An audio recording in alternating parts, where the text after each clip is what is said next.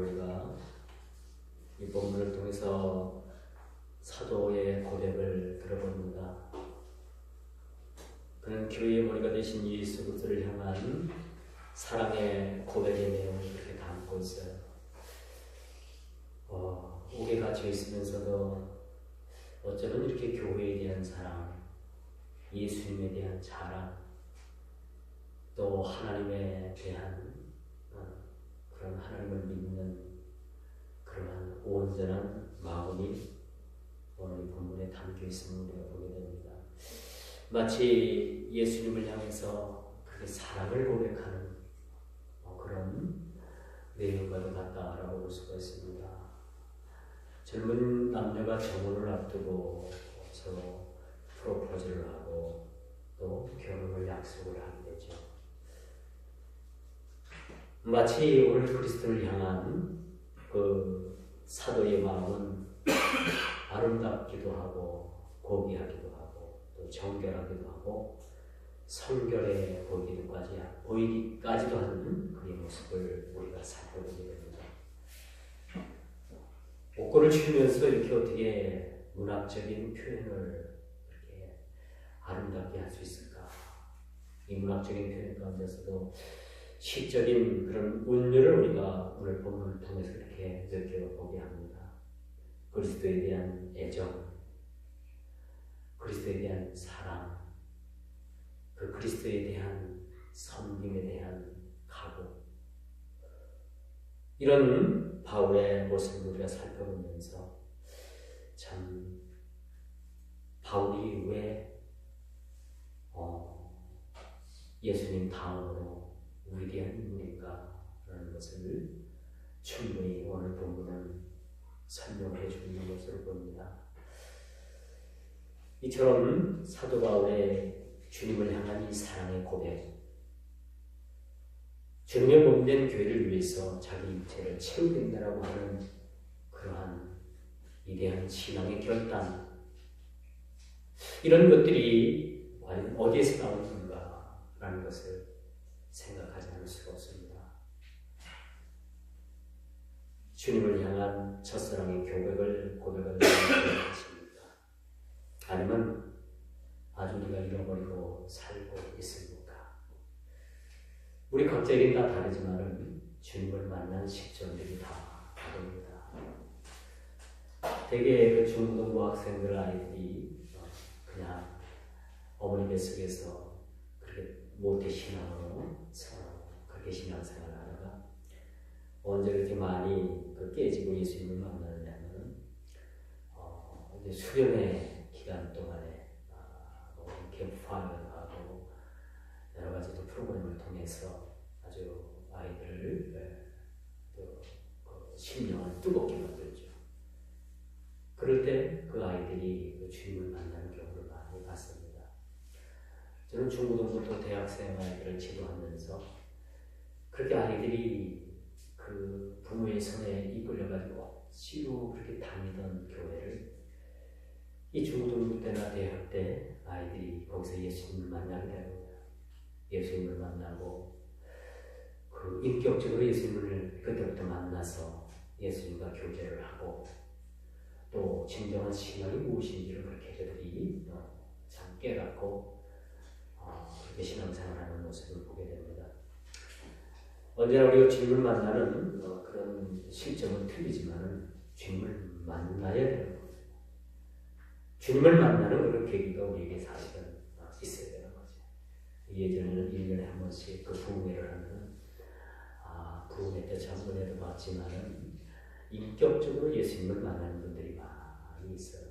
그래서 지금은 좀 그렇지만 예전에는 그렇게 성령의 역사가 아주 강하게 그렇게 나타났던 때도 사실 있었고, 그것도 우리가 예수님을 만났던 그런 첫사랑의 그런 고백들이 다 있을 겁니다. 그러나 지금은 여러분 어떻습니까? 그 첫사랑의 고백을 주님을 향한 내가 주님을 위해서 살겠노라고 주님을 만난 이후에는 그 인격적으로 주님을 만난 이후에는 주님을 위해서 살겠노라고 그렇게 다짐했던 일들을 여러분들이 기억을 하고 계십니까? 아니면 그런 여러분 경험들이 없습니까? 아니면 여러분들이 그 일들을 여러분 모두가 잃어버리고 사는지 않는지 우리 자신을 한번 돌아봐야 되는 거죠. 주님을 주라고 고백하던 그 결단과 그 설레임, 그리고 주님을 만났을 때의 그 기쁨, 이제부터는 주님을 위해서 살겠노라 라고 그렇게 고백하고 다짐했던 그런 고백들이 사실은 참 먼 옛날에 우리가 다 같이 가지고 있던 그런 고백이고 경험이라고 생각을 할 수가 있습니다. 오늘 본문에 보니까 이 사도의 그리스도를 향한 사랑의 고백이 나옵니다. 어떻게 나옵니까? 한번 들어봅시다. 4절입니다. 4절에 보니까 뭐라고 고백을 하냐면요. 이는 그리스도 예수 안에 너희의 믿음과 모든 성도에 대한 사랑을 들었습니다. 사랑을 듣고 그리스도의 사랑을 듣고 주님께 그 사랑을 고백하는 바울 사도의 그런 사랑의 고백을 우리가 듣게 되는 겁니다. 이 고백은요, 그리스도의 남은 고난은 그리스도가 당한 고난의 불충분성을 이야기해 주는 것이 아닙니다. 오늘 24절에 보니까 나는 이제 너희를 위하여 받는 괴로움을 기뻐하고 그리스도의 남은 고난을, 그리스도의 남은 고난, 여기서 우리가 난해부절이라고 우리가 이것을 볼 수가 있는데, 십자가에서 우리 모든 고난을 다 해결하신 주님이신데 어찌 또 남은 주님의 고난이 있단 말인가 라는 것을 우리가 조금 의아해할 수도 있어요. 어찌 보면 이게 성경의 난해부절 중에 하나라는, 우리가 주님께서 십자가에서 그 고난을 다 이루시지, 다 해결하시지 않았다는 의미가 아니라, 이것은 어떤 이야기냐면요, 그리스도와 한 몸을 이루는 교회가 당연히 받아야 될 고난을 얘기해 줍니다. 주님께서 십자가로서의 그런 고난을 다 해결해 주셨지만은 우리가 교회의 일원으로서 교회가 당연히 받아야 되는 고난을 우리들에게 가르쳐 주고 있고, 이것은 요즘까지 앞으로도 계속 진행되어야 될 고난이라고 말씀드릴 수가 있는 거죠. 우리가 한 가지 참 예수를 믿으면 모든 것이 해결되는 줄 알았어요. 우리 인생이 참 잘 나가고 아프지도 않고 병원에도 가지 않고 사업에도 모든 것이 다 잘 되고 모든 것이 다 잘 되는 줄 알았는데, 예수를 믿고 나서 봐도 여전히 우리 모든 삶이 만사형통하지는 않다라는 겁니다. 그렇죠. 현실적으로 부딪히는 것이 그런 것들이 아닙니까? 예수를 믿으면 만사형통합니다. 여기서 몇백 메타 정도만 나가면 어느 교회에 들어가는 문 입구에 프랭카드를 붙여놨더라고요. 저는 거길 지나갈 때마다 그 구절이 아주 못마땅합니다. 예수를 믿어서 만사형통한다. 이건 세상적인 그런 샤머니즘적인 그런 발음일지는 몰라요. 여러분, 우리가 예수를 믿기 전에는 몰랐는데 예수를 믿고 난 이후에 보니까 교회가 받아야 되는 고난을 우리가 같이 받아야 된다는 아주 거룩한 의무가 우리에게 주어집니다. 이렇게 우리가 보면은 주님을 믿어서 만사형통한다는 것은 사실은 이것이 맞기도 하고 틀린 말이기도 합니다. 하나님께서 주님을 믿으면 모든 것을 다 만사형통하게 하시지 않는다고 했어요. 그 만사형통이 뭔가? 그리스도 예수 안에서 우리가 하나님의 신령한 은사를 맛보게 되는 거지. 만사형통한다면 우리 예수 믿는 사람들이 암도 걸리지 말아야 되는 거 아니에요. 사고도 당하지 말아야 되는 거 아니에요. 사업에 실패도 하지 말아야 되는 거 아니에요. 그런데 우리가 여전히 사업에 실패하고 그리스도인들도 암에 걸리고 사고도 만나게 됩니다. 이걸 우리가 만사형통이라고 할 수는 없잖아요. 그렇지? 그래서 우리 그리스도인들의 만사형통은요, 교회가 당연히 받아야 되는 고난을 같이 받고 같이 짐을 지고 이 교회를 위해서 우리가 육신을 채우는 일들이 사실은 만사형통인 것입니다. 이게 만사형통입니다. 그러므로 여러분, 우리가 그리스도의 몸인 그 교회를 위해서 우리 각 지체가 필연적으로 느껴야 하는 고난이 바로 교회를 통해서 예수 그리스도의 몸된 교회를 통해서 우리 육신을 채우는 거룩한 이러한 우리에게 주어진 사명이라고 말씀드릴 수가 있겠죠. 자, 오늘 이 사도만큼 교회를 사모 사랑하는 인물이 있을까? 참 바울은 교회를 너무 사랑하는 것 같아요. 물론 사도 바울이 그렇게 당시에 활동을 하던 그 초대교회, 또 본인이 직접 세웠던 그런 교회들은 다 지금 이슬람권으로 넘어가 있어요. 거의 지금 이슬람권 터키 지역이 그 사도 바울이 활동하는 부대고요. 사실 사도 바울의 고향이 어디입니까? 길리기아 다소 출생 아닙니까? 그곳이 지금 터키 지역입니다. 그곳에서 활동 무대를 가졌던 바울입니다. 그런데 지금 21세기에는 그 터키 지역은 완전히 모슬림화되어 있어가지고 그 교회 터만 남아있는 아이러니한 일들을 우리가 보고 있게 되는 거죠. 자, 이처럼 사도만큼, 오늘 사도 바울만큼 교회를 사랑하는 인물은 저는 성경에서 없다. 예수님 다음으로 없다라고 해도 과언이 아닐 것입니다. 이렇게 주님의 교회를 사랑했던 이 특징은 고난의 짐을 나눠주는 것을 그는 사명으로 생각을 했다는 겁니다. 주님 먹는 교회를 위해서 그가 자기가 받는 그 고난을 사명으로 생각했어요. 그런데 우리는 어떻습니까? 주님을 위해서 받는 고난을 그렇게 그 고난을 나눠지는 일들에 대해서 그렇게 크게 달가워하지 않는 모습을 우리 스스로를 발견하게 되는 거죠. 모두가 다 그렇진 않지만 보편적으로 볼 때 여러분 서로 짐을 나눠주는 것을 부담스러워합니다. 부담스러워. 그래서 그들은 그 대안으로 물질적으로 해결하려고 하는 노력들이 점점 높아지고 있습니다. 교회 청소 이런 것들이 이제 하기가 너무 시간이 없으니까 용역사라고 헌금을 합니다. 교회 청소를 하기 위한 용역을 사라고 그 용역에게 지급할 돈을 헌금을 하는 걸 더 좋아하는데요. 요즘 그런 시대에 우리가 살아가고 있습니다. 이런 시점에서 교회를 향한 바울의 다짐과 고백 그리고 결단은 오늘을 사는 우리 그리스도인들이 다시 한번 짚고 넘어가야 될 그런 문제이기도 합니다. 주님의 몸된 교회를 위해서 자신의 나머지 남은 육체를 교회를 위해서 채울 수 있는 그런 사도 바울의 고백이라는 것은 참 대단한 아주 귀중한 그러한 모습들이라고 우리가 볼 수가 있겠습니다. 요즘 교회의 새로운 풍경은요, 무신방, 무등록이라는 말이 유행처럼 번져나가고 있습니다.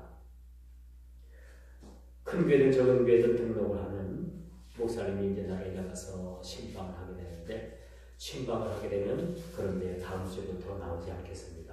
그렇게 얘기하는 거예요. 그리고 등록을 하라고 하면요, 그 다음 주부터는 안 나온다 합니다. 요즘 신세대들의 특징이 뭐냐? 신방을 원치 않고 등록을 원치 않는다. 다수의 교회들이 다 그래요. 다수의 교회들이 목사님들이 하는 말이 교회는 나오는 지 꽤 3년 가까이 되는데도 등록을 안 한답니다. 등록하라 소리 못한대요. 다른 교회로 가버리니까.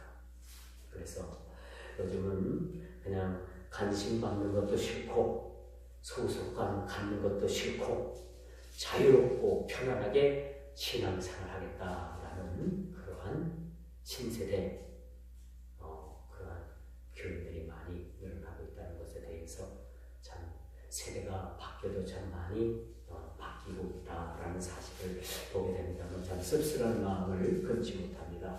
그런 의미에서 본문과 요즘 일부 사람들이 생각하는 그런 논지와는 전혀 다르다고 볼 수가 있겠죠. 사도 바울이 어떻게 주님의 몸된 교회를 위해서 자기 남은 육체를 그 주님의 몸된 교회를 위해서 채우겠다라는 그런 고백. 여러분 어떻게 들려집니까? 그저 다른 나라 이야기 같습니까? 아니면 성경에서 나오는 이야기 같습니까? 아니면 이 말씀 듣고 우리도 이 바울처럼 참 주님의 몸된 교회를 위해서 남은 욕심을 주님의 몸된 교회를 위해서 채울 수 있는 그런 거룩한 신앙의 결단력이 여러분들에게 서고 있습니다.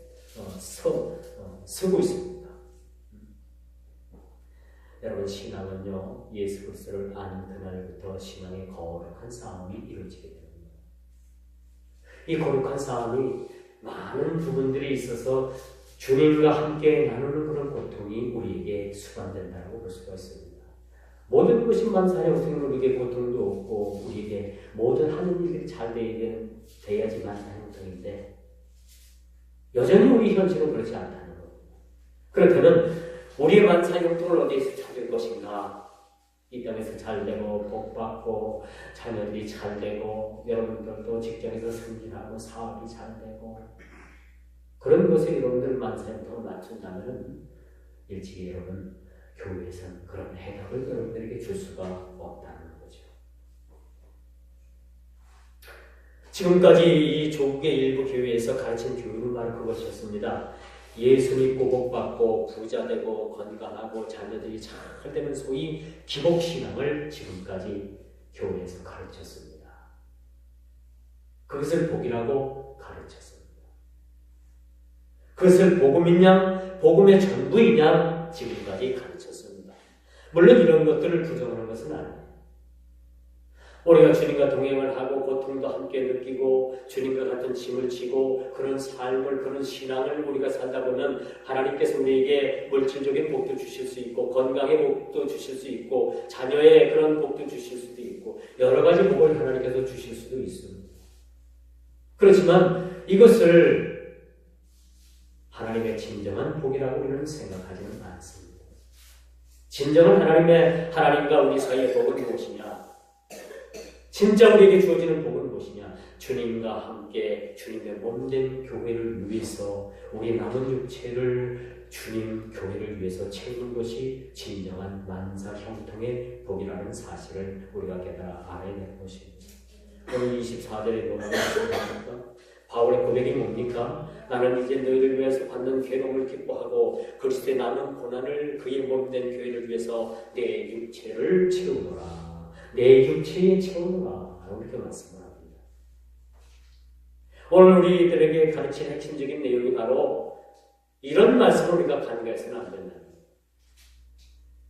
그저 복 이야기만 강조했던 우리 잘못된 그런 강단에 잘못된 설교들이 이제는 고쳐져야 된다는 거죠. 그에 대한 부작용이 오늘날에서 이 한국교회가 드러나고 있는 것을 우리가 보게 됩니다.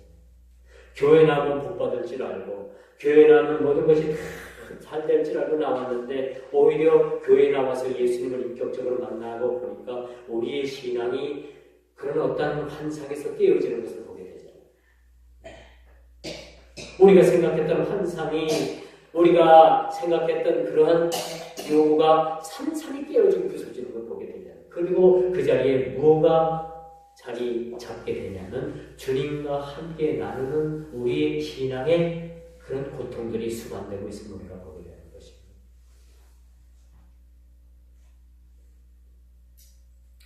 올바르게 교육하지 못한 것은 바로잡기란 그렇게 쉽지 않습니다.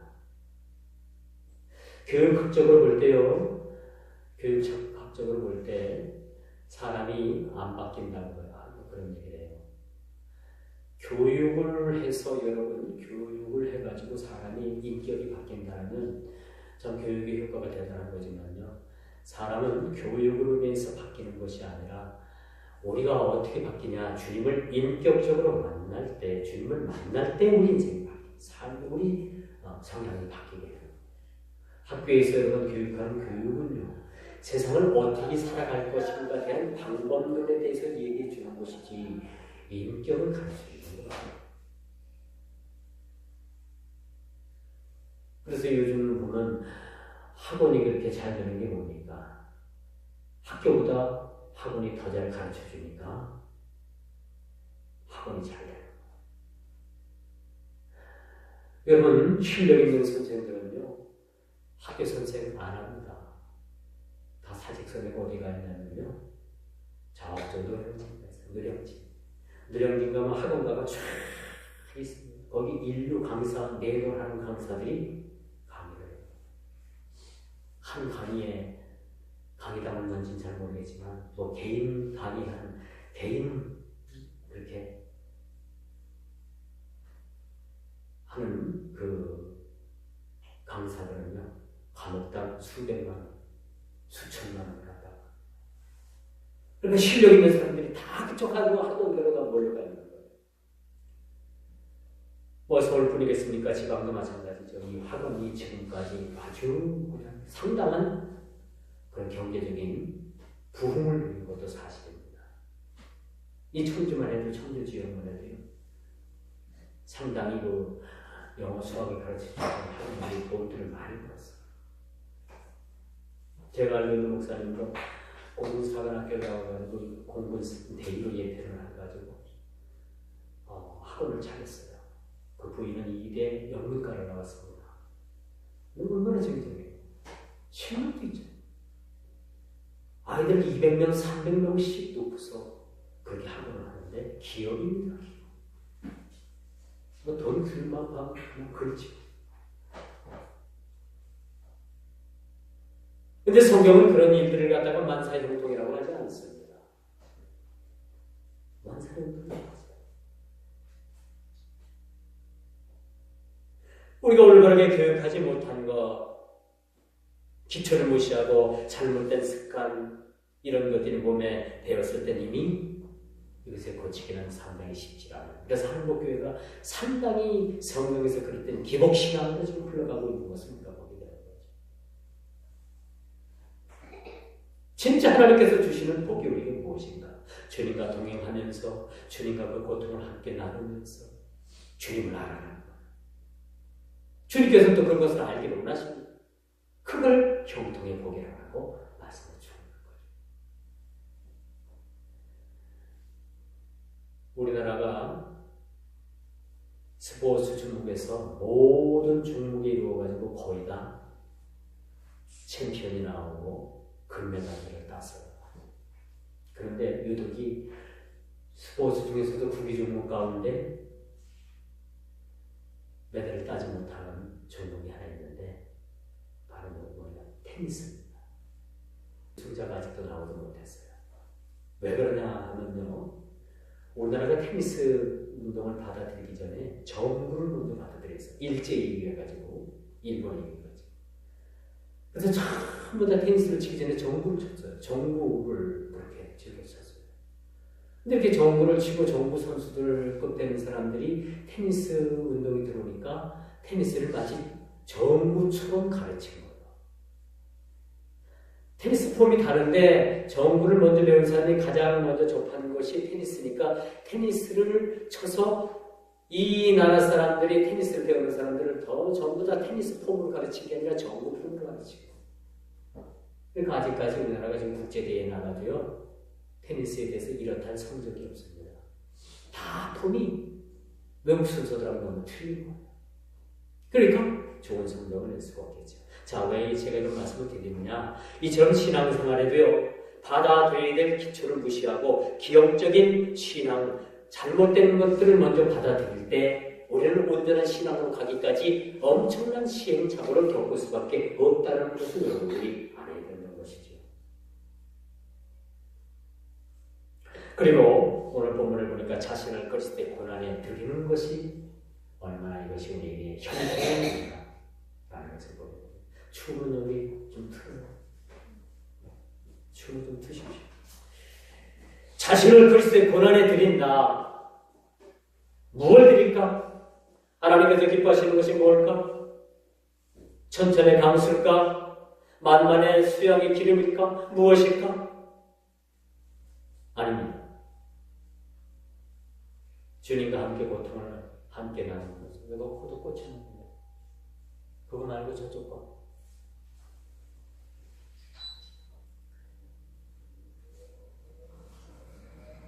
그리스도의 고난에 동참한다는 것은 여러분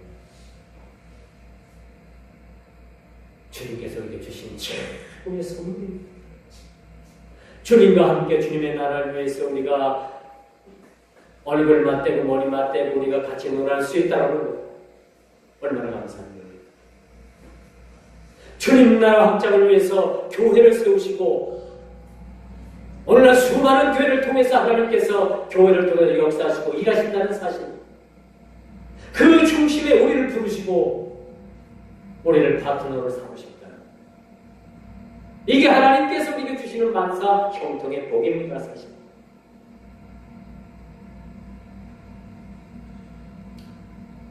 그렇다면 우리가 짊어져야 될 이 고난이 무엇입니까?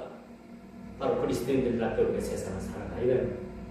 다른 우리에게 요구하는 것이 아닙니다. 그리스도인답게 우리가 세상을 살아갈 때에 주님께서 우리에게 형통한 복을 내려주시는 겁니다.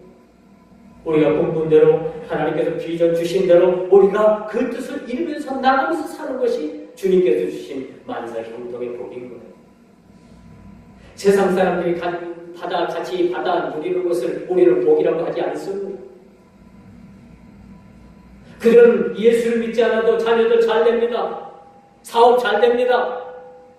돈 잘 법니다. 건강합니다. 그들도 다 받는 것을 하나님께서 주시는 만사 형통의 복이라고 할 수 없잖아요.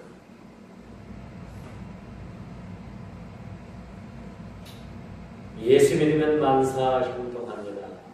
난 그 플래카드 지금도 걸려있어요. 여러분 주위 한번 둘러보세요. 어느 교회에서 보는 거예요. 참 너무나도 저급하다. 교회는 커다란데 너무나도 복음에 대해서 모르는 거야. 진짜 복음이 뭔가? 라는 것을 우리가 한번 생각해요. 왜 썩을 것만 보고 전부라고 하는지 저는 이해할 수가 없어요. 왜 그런가 하는 것을 생각해 봤더니 거룩한 고난을 그들은 알지 못하기 때문이었습니다. 주님과 함께하는 고난, 그리스도의 몸된 교회를 위해서 내 나머지 육체를 채울 수 있는 그런 고난의 일들, 이것을 하나님께서 주시는 그런 형통의 복이라고 했는데 이런 것들은 쏙 빼놓고 세상적인 복만 이야기해 주는, 돈 많이 버는 거, 사업 잘 되는 거, 자녀 잘 되는 거, 사고 나지 않는 거, 암 걸리지 않는 거, 건강한 거, 이런 모든 것들을 다 여러분 형통이라고 하니까 진짜 하나님 성경에서 말하는 형통이 그들에게 보여지지 않는 겁니다. 그렇기 때문에 가감하게 교회를 다 썩어치는 거예요. 만사 형통.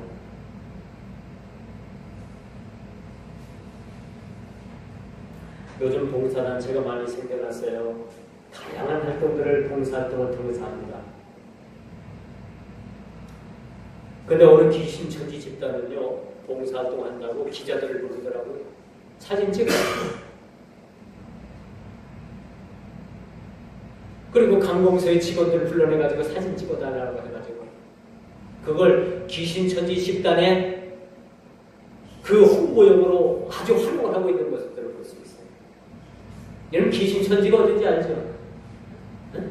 앞에 기자만 빼면 나와요. 근데 우리는 이제 귀신천지라고 불러내요. 귀신천지. 여러분 놀라지 마세요. 오늘 어떤 일이 일어났는지 압니까?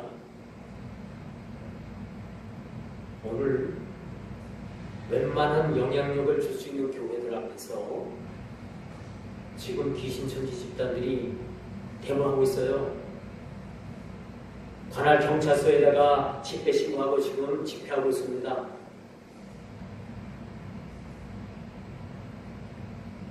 이게 지금 마지막 발악인 것 같아요. 저는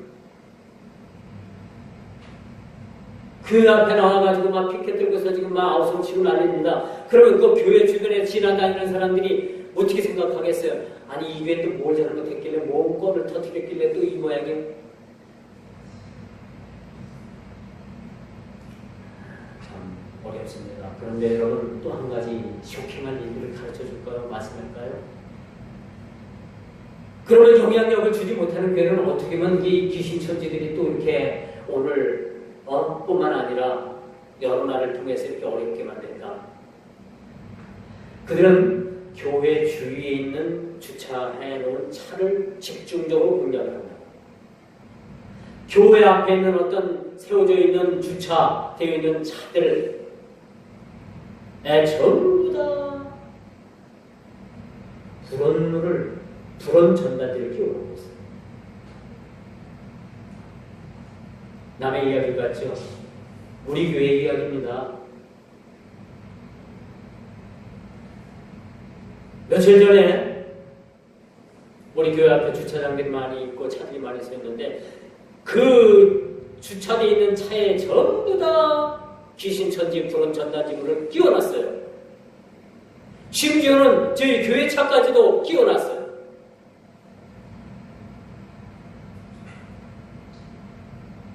교회 주위에 주차되어 있는 사람들은 다 이 근교에 사는 사람들이에요. 그분들이 그 귀신천지들이 보낸 그 끼워놨던 그 불온 전단지를 보고 우리 교회를 뭐라고 뭘로 평가를 하겠습니까? 안 좋게 보겠죠? 아, 맞아, 교회가 이랬구나. 허위 사실임에도 불구하고 그들에게는 그런 불온 전단지 때문에 오늘 우리 교회들이 어려움을 당하고 있습니다. 저는 오늘 이번 주에 우리 교회에 피켓들고 귀신천지가 오지 않는다는 걸 알고 있었습니다. 그런데 그들은 어떤 전략을 썼느냐? 미리 와가지고 전부 다 전단지를 꽂아놨습니다. 제가 유심히 봤습니다. 그 주위에 둘러져 있던 주차에 돼 있던 채 모두가 전부 다 보여지고, 그리고 그들은 멀리서 바라보고 있을지도 몰라요. 그걸 제가 함부로 가서 이렇게 거두면 또 그것도 법에 저촉이 될 것 같아서 그렇게 하지 못하고 제 차에 있는 것만 딱 뽑아가지고 손을 딱 들고서 땅바닥에다 탁 테이블 쳤어요. 혹시 멀리서 그걸 보고 있으면 보라고. 뭐 저한테 우리 교회 차에 딱 그런 거니까 자기네들이 어떤 시비를 못 걸겠지. 여러분, 이런 세상을 우리가 살아가고 있습니다. 이런 세상.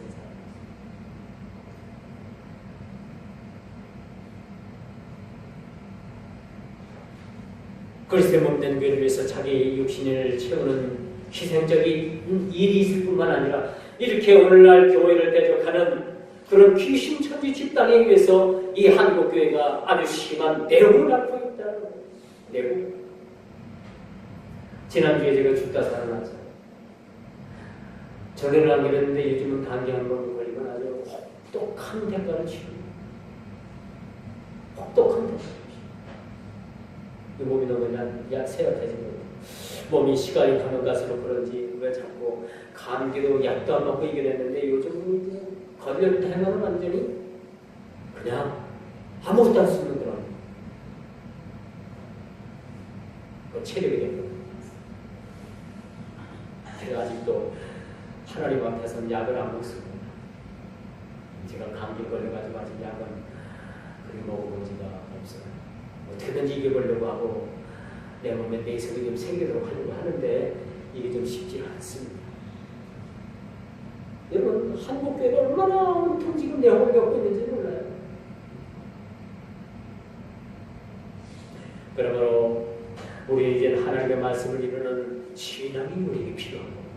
25절 보십시오. 내가 교회에 일꾼된 것은 하나님이 너희를 위하여 내게 주신 직분을 따라 하나님의 말씀을 이루려 하리라 라고 이렇게 말씀합니다. 우리가 예수를 믿는다는 것은, 신앙생활 한다는 것은 하나님의 말씀을 이루기 위한 우리의 그러한 신앙의 투쟁이라는 사실들을 우리가 보게 되는 것이죠. 이런 고백은 은혜가 아니면 불가능합니다. 오늘 사도가 노래했던 그런 하나님의 은혜, 교회의 머리된 그리스도를 위해서 자신의 육신을 채우는 그런 고단함으로 여기지 않는 그 하나님의 은혜, 그것은 사도는 형통한 삶이라는 것을 우리에게 가르쳐주고 있습니다. 이제 말씀의 결론을 냈습니다. 자신을 위해서 사는 사람은 짐승과 다를 바가 없다라고 말씀드릴 수가 있겠죠. 짐승도 자신을 위해서 먹고 자신을 위해서 보금자리를 꾸미더라고요. 이 멧돼지가 미련스러워 보이지만요, 멧돼지가 얼마나 영리한 짐승인지 몰라요. 멧돼지가 자기가 살 집을요 얼마나 교묘하게 지어놓는지, 멧돼지가 사는 집은 이 멧돼지를 잡으러 다니는 사람들도 잘 모릅니다. 그렇게 교묘하게 자연을 이용해서 그렇게 지어놓는데 들키지 않는다. 이 멧돼지도 이렇게 IQ가 높은 것 같아요. 누가 돼지 IQ를 30이라고 했어요? 아닌 것 같아요. 집에서 키우는 돼지는 몰라도 산에 사는 멧돼지는 IQ가 제가 볼 때는 100을 넘는 것 같아요. 누가 돼지 IQ를 30이라고 했어요? 아니요, 30이 넘는 것 같습니다. 왜 30인가 하니까 먹는 것밖에 몰라서 30이에요. 먹는 거. TV 프로그램 중에서 동물의 왕국이라고 있죠. 전 저기서 그런 생각을 해요. 동물의 왕국을 보면서 세상 세인들과 그리스도인들과 짐승이 다른 점을 발견하게 됩니다. 그런데 세인들과 짐승들은요, 자신의 일신의 영달을 위해서 사는 그런 무리들이라고 생각을 합니다. 그런데 우리 그리스도인들은 주님을 위해서 우리가 세상을 살아가요. 물론 이게 너무 가장된 표현이고, 아이고 뭐 우리를 위해서 살지 뭐 주님을 위해서 살았어요. 솔직히 얘기해봐요. 뭘 우리가 주님을 위해서 살았습니까? 내 살기 바빴지. 그렇죠? 그래야 그래요. 솔직히 한번 얘기해 봅시다. 솔직히 봅시다. 그런데 주님을 위해서, 주님 나라를 위해서 사는 것이 우리 그리스도인들에게 거룩한 이것이 하나님께서 주신 사명이에요. 우리에게 사명을 주셨는데 마태복음 28장 18절에서 20절 가서 모든 족속으로 제자를 삼고 전파하고 가르치고 치유하고, 그런 것도 사명이지만은 진짜 하나님께서 우리에게 주신 사명은 주님과 동행하면서 사는 거예요. 주님과 동행하면서 사는 거예요. 아침에 여러분들이 일어나서 주님 감사합니다. 간밤에도 단잠에서 참 내가 오늘 뜰어게 놓인 신발을 다시 신을 수 있어서 감사합니다. 여러분 저녁에 뜰어기라고 안 하겠죠. 그 뜰어게 신발을 벗어놓고 여러분 들어가서 잠을 청하는데 그 신발을 벗어놓으면서 어떤 생각을 해요? 내일 아침에 이 신발을 다시 신을 수 있을까?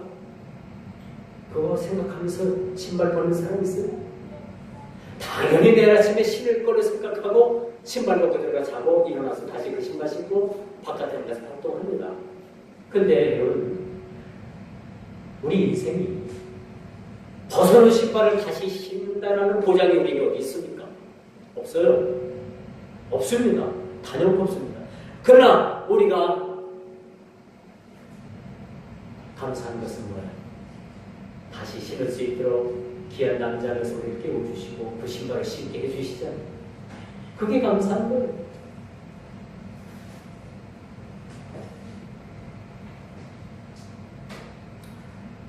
자신을 위해서 일신영달을 그렇게 자신을 위해서 사는 사람은 하나님 나라에 합당치 않다고 했습니다.